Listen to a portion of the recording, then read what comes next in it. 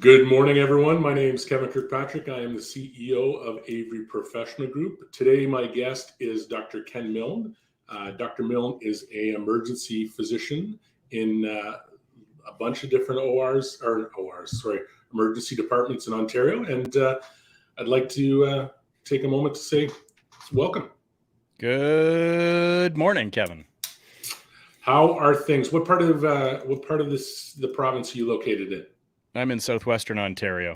Okay, awesome, excellent. Yeah, because you never know. It seems like you're in about 75 different emerges on a regular month, right? So, if you're old enough, you'll remember City TV. I'm everywhere. There you go. Yeah, exactly. So, tell me about how you got to this point. How did you decide that emergency medicine was your calling? Well, it was a long and complicated path. So if you let's time travel together, Kevin. Diddly-doo, diddly-doo, diddly-doo. That's the time travel audio prompt. Sounds good. So going back to when I was a rural farm boy going to a country public school, I wanted to be a sports medicine doctor when I grew up. And then the farther I got along, the more I wanted to be an obstetrician. And then when I got to medical school and met my wife through this whole process of getting into medicine and medical school, she was like, really? Obstetrics? And so I switched my thought pattern to, okay, well, I really like sports medicine, but I like surgery. So how about I combine the two, surgery and sports medicine? Let's do orthopedics. And so I applied to orthopedic residency and got in. And then during my orthopedic residency in the early 90s, I became very, let's say, sensitive. I became allergic, anaphylactic to latex, which is sort of like a beekeeper being allergic to bees. So I had to make some course corrections there, and I got my general license. And at the time, they were, quote, encouraging. Yes, I know this is audio and I'm using air quotes, but they were encouraging young doctors to move outside of the city, and they used a stick. So I went outside the city and did family medicine for the first 4 or 5 years, which included emergency medicine. And I found that the emergency medicine is something that I really liked a lot and gravitated towards. And so I went back and I got my emergency medicine qualifications by sitting the exam. And now that's what I've been doing for the last, over 20 years now. Nice. I will tell you, we are live streaming through video, so everybody does get the benefit of your air quotes. Oh my goodness. I should have cleaned up the office and, got my ball cap on here, but okay. No. I didn't know I needed to pretty up for this. Yeah, no, sorry. Considering I'm the other person on this, the bar's set pretty low, so don't worry about it, right? Well, there's no green screen. This is my life. What you see is what you get. Well, you know what? It's better that way, right? It's not staged. It's not staged. Well, excellent. They say authenticity is best. So I'm doing this from a log cabin. So I do live in a log cabin. So I am nice. A rural doctor. Yeah, excellent. How so it's been all over the news, about emergencies closing in predominantly rural, well, no, almost entirely rural communities. I even read an article about Manitoba. One of the health authorities in northern Manitoba in August alone had like 16 emerges close. So what's causing them to need to close? But also, secondly, is this a new phenomenon, or is this something that's been brewing for a while? So the answer to your first question is what's causing this to these smaller emergency departments to close? Multifactorial. It's multifactorial. Lots of things are sort of leading into this, and eventually we reach a tipping point and places start closing. Primarily, it's due to staffing, and the staffing where I am in my region is because of nursing staffing closures as opposed to lack of physicians. Next question was, is this new? No, this is not new. We've been difficult to staff rural emergency departments, rural hospitals, rural communities with healthcare clinicians forever. This is not new. It's just becoming more into focus because now there are closures. And I think it's gets back to your first question. I think going through the last 3 years, there was this little pandemic called COVID, and that tapped out a lot of people. Some people jumped out early, which I understand. You know, if your cup is full and you're saying, listen, I've got too much uncertainty, I don't want to go through this. I'm either going to take early retirement or switch careers or switch where I'm working, or I'm not going to enter that area, healthcare. And then during the pandemic, obviously some people got sick, and unfortunately some clinicians died. And then now that we're coming out to the other side and we're getting to this new normal, people are going, okay, well, I didn't walk away at the start of this, but boy, it's been a tough 3 years. And I don't see any hope on the horizon with regards to fixing the underlying fundamental problems that previously existed before COVID. We're only exposed further. And so now I'm either going to tap out, change careers, or not go into healthcare. Yeah. And it's interesting though too, because I was in a hospital last week and I was talking to the clinical extern in the Emerge, and they were trying to get into Trent University in Peterborough, and they were still turning away candidates from joining these nursing programs, right? So systematically, I think part of the problem is that we haven't adjusted our training programs to look at the true need, right, and the true norm of the system. And someone once told me when I worked for Humber River that we were budgeted to operate at 85%, but often operated around 104%. So the occupation or occupancy rate, traditionally has been said, 85% to allow for surge.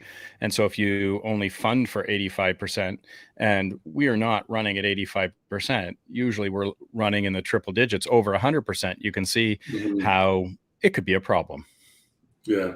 Well, it's I've read a lot of stuff about the misnomer that it's the lack of primary care keeping making the emerges busy and stuff like that. But I think the biggest thing I've seen by talking to some emerge physicians is the bed lock, right? Like, you've got nowhere for people to go, regardless of whether they've been seen, if they need to go to an inpatient bed, because again, like you said, we're operating at over 100% occupancy, right?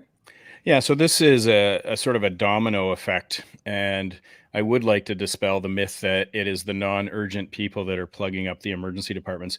They're quick, usually easy, and they are not the problem.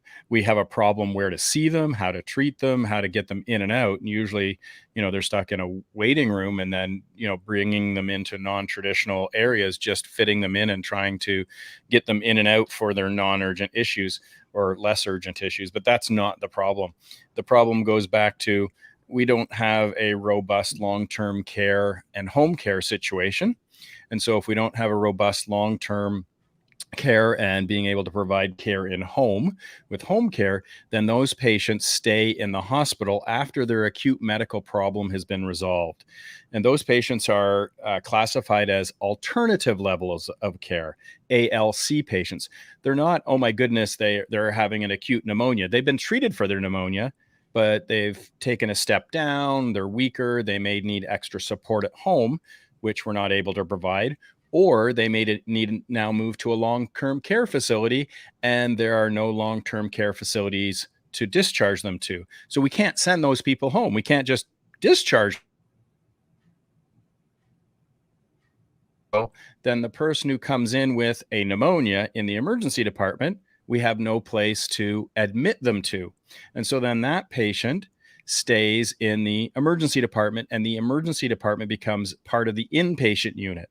And then because the emergency department has 50% of their beds occupied by people who need to be in an inpatient, now we have ambulances lined up and backed up on the ramp, and there's no ambulances available.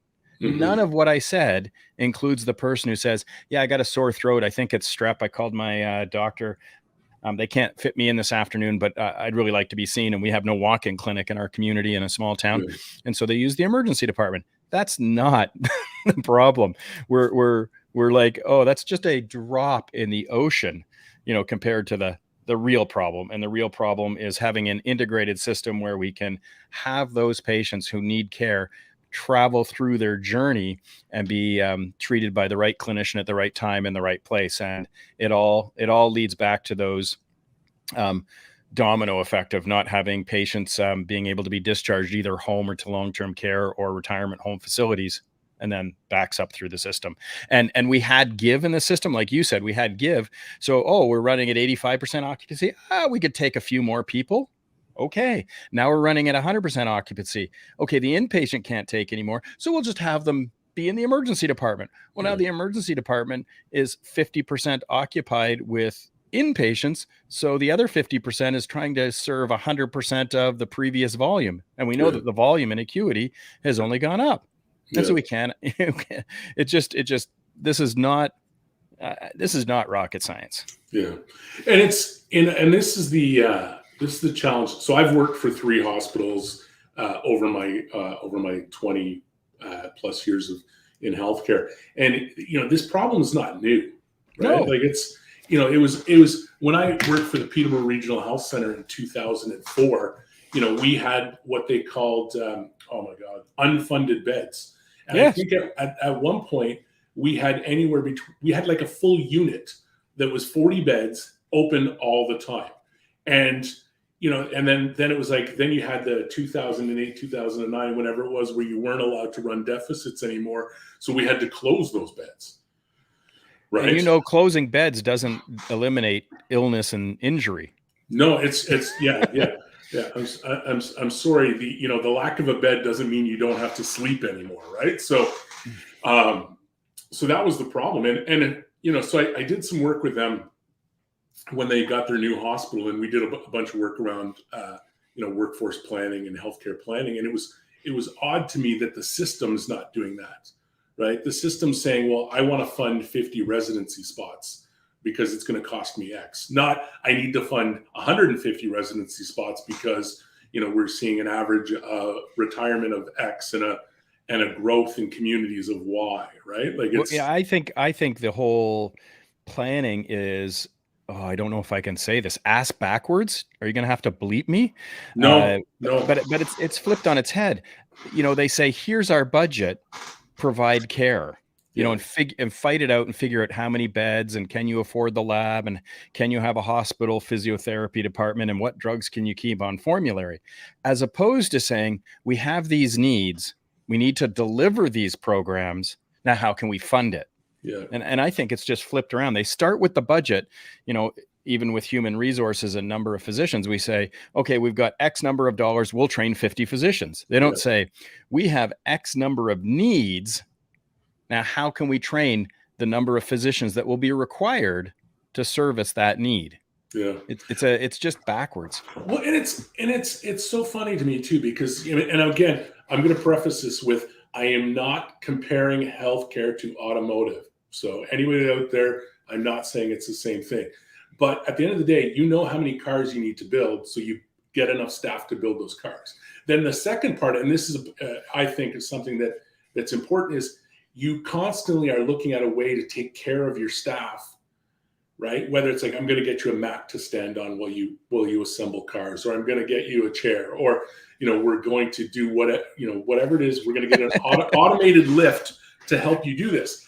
So, you know what they do in healthcare? They say, listen, we've had a couple of sick calls, so you're just going to have to work short staff. Suck it up, buttercup. And we don't have any more chairs for you to sit in. We don't have any more beds for patients to lie in. None of the eye slit lamp or the ophthalmoscopes work. So just use your phone, flashlight. It's just, it's crazy. The thing I think that, so I started in the private sector before moving into healthcare. So I did a bunch of work in tech. And it is just asinine to me how little focus that we've put on retention and investment in our staff, right? Because I honestly feel that healthcare is driven on the backs of our clinicians, right? Because inherently, and this is a generalization, most of the nurses, physicians, physios, pharmacists that I've met over my 20 years, they just want to see patients and they want to do a good job because it's innate in who they are, right? It's not a case of it's a job, it's innate, right? So someone like yourself, you don't need to go and prop up emerge departments so they don't have to close and work. I follow you on Twitter, and I question if you get any time off. And but clinicians keep doing that, and until people start pushing back and coming up with solutions that fix the system, we're going to be running in this treadmill, and then it opens the door for this whole asinine private versus public scenario, because at the end of the day, regardless of who's paying for it, you only have so many clinicians, right? So this notion that, we'll open private surgery centers. Well, you know what? We have the same number of surgeons, right? You're not going to all of a sudden have 10 more surgeons. We have the same number of nurses to provide the care. You're just going to move it somewhere where somebody gets paid more. And, let's not get mad at the physicians, because to be honest with you, half the time these are accountants and investors that are paying for the real estate for these surgical centers and moving it up, right? And I worked in medical real estate for a couple of years, so it's just literally making rich people richer, right? Whereas if we stop building on the backs of people and start realizing that, okay, we've got X number of emerge departments, 24/7, 365 takes this number. How does that relate, right? And then how do we make it so people want to work there, right? Like one of my clients is the territory of Nunavut, and they've put a ton of energy into locums, right? Because it's easier for them to find locums that can continue to see patients on a regular basis, rather than trying to just constantly hire people that want to move to Nunavut, right? So, we have to look at how we deliver the care differently, but through the lens of what is going to make it easiest for the nurses and the physicians and the pharmacy techs and everybody else, right? Because this notion of what looks best for the CEO and the board it's not working. Well, from a human resource standpoint, we saw this coming. We were told about this. I mean, all you have to look at is demographics, and remember that book, Boom Bust Echo, or The Pig and the Python. And, we have this cohort of an aging population coming through. And as people age, they get more diabetes, they get more high blood pressure, they get more cancer, they have more strokes, they have more heart attacks, i.e., they require more health care. But we have a workforce, both nurses and physicians, that are in that cohort that are getting older, and they're getting diabetes, arthritis, hypertension, and eventually, doing night shifts or delivering babies or working in the emergency department or working crazy number of hours is not sustainable. So we knew this was coming. Right. And I say we because we have a socialized healthcare system, and I don't like to be in a glass house and throw rocks. I'm part of the we, right? I am part of society. And as society in a democracy, we have decided through our voting, elected officials that have implemented things that have not addressed this human resource crisis that was absolutely predictable. Yeah. And so I can try my best to raise awareness by going on shows like yours and talking about rural healthcare and talking about not only recruitment, but retention, because retention, you want a net, at least stay the same or increase the amount of clinicians that you have providing service. And so I can do that. And then I can also go out and provide that service, which may make me a bit of an enabler at times, like I'm propping up a dysfunctional system, but it's hard to watch something that you've worked for 30 years fall apart. So I understand, and I have some emotional intelligence and can reflect on, maybe I'm being an enabler, and maybe I should just withdraw and let the whole, burn it to the ground, and maybe then something will happen. But then I go, yeah, I can't do that. What happens if, someone dies, and I'd feel awful about it. So, this is totally predictable, and we need to both recruit, right, like you were saying, and having a blended system, especially in remote sites. So there's different between rural and remote sites. You may need to rely more on locums to augment your regular staff, but that becomes less and less as you get to rural and then more suburban and urban environments. But I'd like to talk about, not only recruiting, but just retaining these clinicians, because we're having institutional knowledge right now, an exodus of nurses Yeah. leave. And when they walk out the door with 30 years institutional knowledge gone. And these new nurses, fantastic, bright, smart, know their stuff, but they don't have that institutional knowledge, that gestalt. Oh, I love that word, gestalt. But they don't have that gestalt, right? And so then you're working there and you're like, oh, and it makes the clinical condition of that team, because we're all on team patient trying to deliver care to the patient. It starts with patient care and it ends with patient care. And now you're like, how can I provide great care when I have, like, a nurse is a nurse is a nurse is not a nurse is a nurse is a nurse, and a physician is not a physician is a physician is a physician, and a pharmacist or an x-ray technician or a lab tech or whatever clinician you're talking about.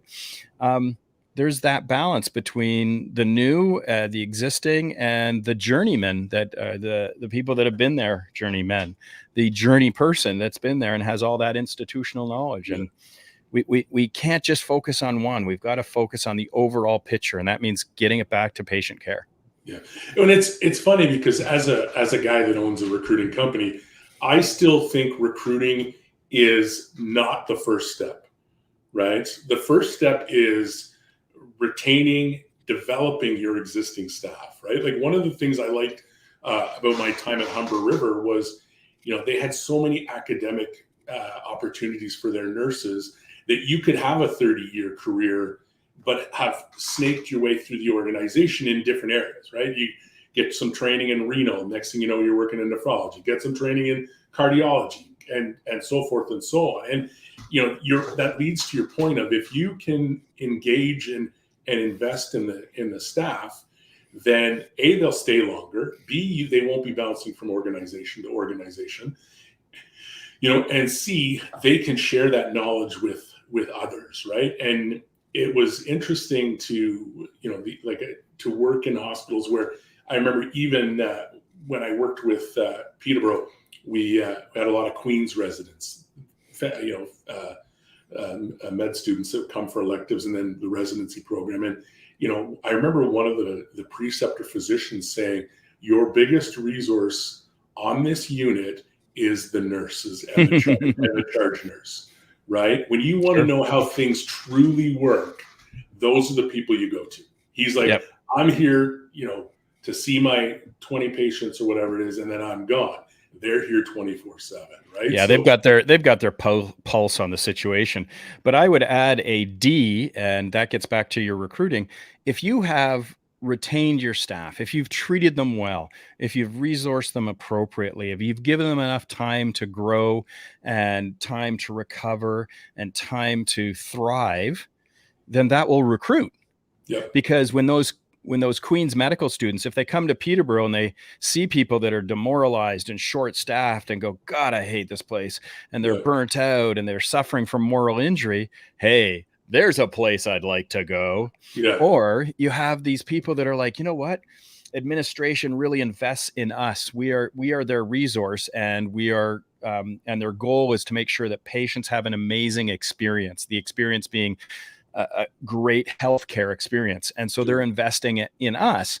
And so we care about each other. We grow, we thrive, and we're well resourced. Then that Queen's University student is going to go, hey, wow, I want to be on their team. Yeah. And it becomes a self-fulfilling prophecy. And then you get that recruitment. And then when that person comes in and you recruit them, you have a mentor there, whether it's nursing or physician, that mentors them. And if you mentor them, you're not leaving because you're invested, right? Right now, what we have is this cycle of, oh, well, what we'll do is we'll recruit some, a pulse and a billing number. They show up and the existing clinician goes, now's my time to leave. Yeah. right? And now we're back to we're always short. We're always short. So we need to have that crossover between the recruitment and the retention. Yeah. And the one part I think too is, as part of the retention, I think is also specifically the onboarding process, right? Because sometimes, like even for locums, right? Like I've heard stories where the physician was given, okay, here's your EMR username and password, right? Oh, that's not uncommon. And then all of a sudden it's like there's nothing beyond that, right? And I think the reality is that if you can get to the point where you onboard people well, it leads to the retention, which then leads to an opportunity. And like I'll take two. There's two communities I've been working with around family medicine, and one community had 19 family medicine residents and kept 17 of them.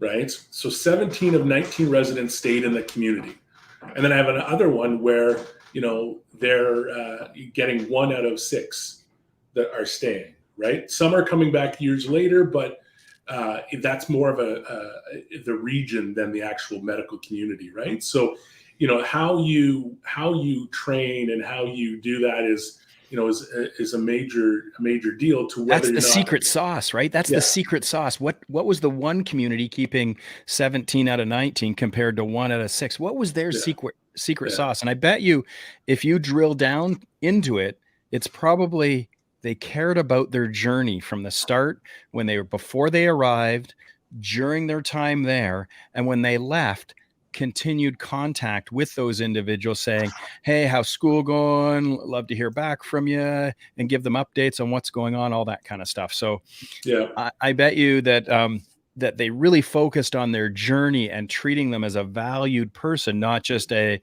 cog in the big machine that's moving through patients like automobiles. Yeah.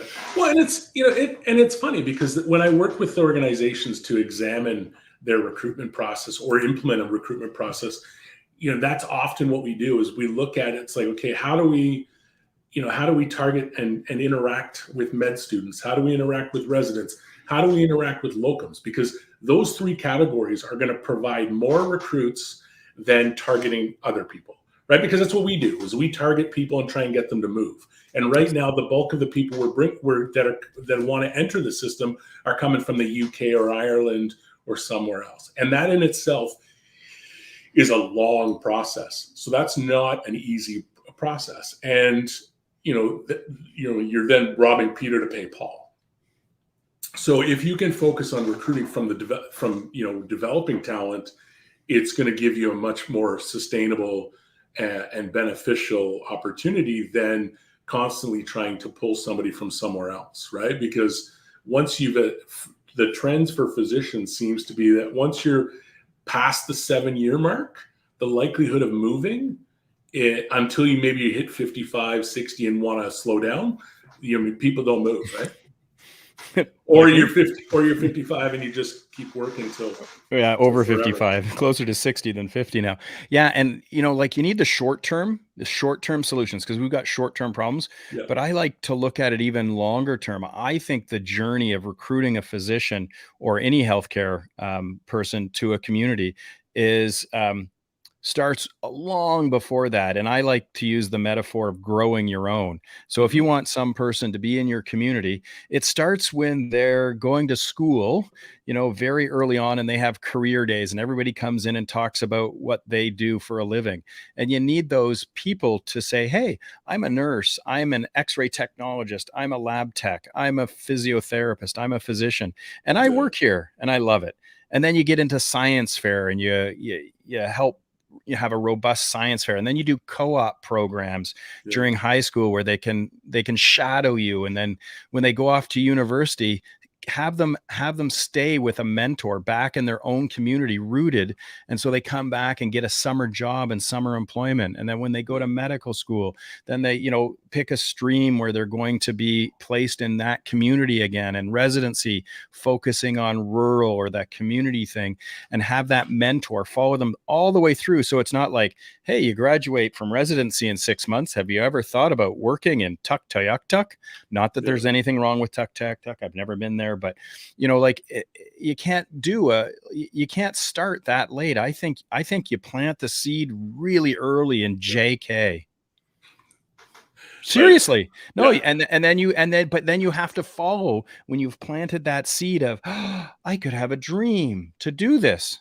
Right. Yeah. And if they don't have those people to be, if it's just a firefighter, which is great, or a police officer or a farmer or whatever vocation they have, if that's what they have to pick from, that's what they're going to pick from. Right. Yeah. Yeah. So you need to have that. If we value health, then the community has to say, we need to grow our own. Let's plant the seed early, follow that person through their primary education, their secondary education, their university education, their postgraduate education, all through that journey and that experience. And then when you bring them back and recruit them back, of course, involving partners, because usually we're socialized individuals and we want to share this life together with someone else, to focus on that. And then they mentor and go to junior kindergarten and plant the seed. And as we say in Star Wars, the cycle continues. The Padawan becomes the master. The cycle is complete. Yeah. Well, and that's exactly it, right? Because if I look at, on an annual basis, the bulk of the recruits that we do are executive or physician executives, right? Because that's something somebody will move for. But the notion of growing your own is longstanding been a much better route. It will provide greater results. Sustainability and a long-term solution that will solve this for a generation, as opposed to just, hey, we've got to find more locums. Yeah. Which we have to find more locums. I get it. We can do both. The other thing I've always found is that the physicians and nurses, they usually know the people the year ahead of them and the year behind them. So the other piece is how well you onboard that person and how good of an experience you give them. They will tell other people. Oh, right. And you and I, in the age of social media, they will tell everybody. Well, and that's exactly, you and I are talking today because I follow you on X, I guess it's called now, and I'm I'm interested in the work you're doing and the advocacy and stuff that you do as well, right? So if we can identify who and share our journeys together, then what ends up happening is people follow, right? I remember recruiting an ENT, and it was a great process. He was doing great. He brought an ENT the following year from him with that was his friend, right? Mm-hmm. I think they did med school together. They didn't do the residency in the same spot, and they weren't even in the same provinces, but they kept in touch with each other. And he said, "This is great. Come join my team." People and physicians recruit physicians. I don't take that as a slight against my role as a physician recruiter, but I enable communication to ensure that people talk to other people about the opportunities that exist, so that what ends up happening is two people make an educated decision to partner together, right? It's not it's not about me. I can't convince anybody to go anywhere. You have to provide an inviting environment that brings people in, right?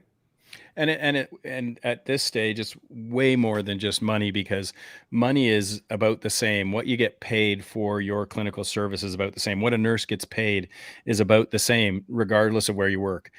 There might be some side on, the other column, like how costly is housing and stuff like that you can compete on. But when it comes right down to it, you're going to be spending 8 to 12 hours there with those people. Are those your people? Yeah. And if you find your people, you stay with your people. And if they're not your people, you can't spend 8 to 12 hours a day, day in, day out, working with them, right? If it's not a good fit. And so I agree with you. It really comes down to what's the culture? What's the community? Who did you know? They bring you in because they say, you know what? And I had an experience this summer where in the spring, a physician reached out to me, and they were going to have a couple of weeks, and they needed to, but they wanted to come to Ontario. And they said, "Hey, Ken, which hospital would you recommend I spend a couple of weeks at?" I let them know, and they had a wonderful experience there. Yeah. No, and that's that's what people, everything is about word of mouth and relationships, right? And that's what we do, is we build relationships with people that are interested in other opportunities. But you have to realize that this is not like whenever in the past where nurses were looking for jobs because we had an artificial slowdown because of budgets. The reality is they can go anywhere they want. Physicians can go almost anywhere they want. It's harder for specialists because of necessity for overtime, or OR time and stuff like that. But even then, there are opportunities. So we have to start looking at what it is that we're providing the physician and the nurse and the environment that we're bringing them into, right? So yeah, well, listen, I would like to end it there. I appreciate your time this morning. What's for those that want to follow you on X? What's your X handle? It is so THESGEM, the SGEM, and that stands for the Skeptic's Guide to Emergency Medicine. Excellent. All right. Thank you, Ken. Have a fabulous day. Stay safe, and I'm sure we'll cross paths again. Thanks. I appreciate the opportunity to be here today. Take care.